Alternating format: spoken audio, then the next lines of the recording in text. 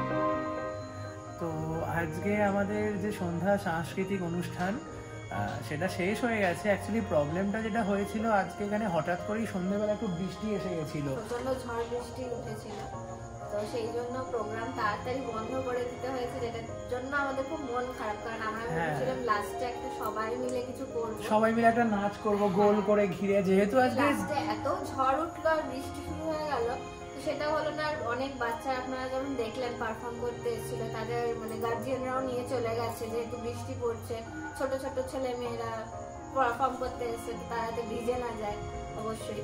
তো overall programme ভালো হয়েছে, খুবই ভালো হয়েছে। আমাদের প্রচেষ্টাটা এবছর থেকে শুরু হলো। হ্যাঁ, চেষ্টা করব আমরা প্রত্যেক বছর এই দেব উৎসবের সন্ধ্যার যে প্রোগ্রামটা সেটাকে কন্টিনিউ করার। আর তারপর প্রোগ্রাম শেষ হওয়ার পর বিকেলে সন্ধ্যা আরতিও হয়েছে এবং এখন জগন্নাথ দেবকে শয়ন দেওয়া হয়ে গেছে। তো চলুন তাহলে আমরাও সবাই খেয়ে দিয়ে এবার ঘুমিয়ে পড়ি। আপনারা আমাদের সঙ্গে থাকুন, আসছে আরো ভালো ভালো অনেক ভিডিওস। এবারে আমরা নতুন ঘুরতেও যাব একটা জায়গায়, সেটা এখন সাসপেন্স। সেটা এখন সাসপেন্স, আমরা এখন বলছি না। থাকতে হবে এক্স্যাক্টলি, ঠিক আছে?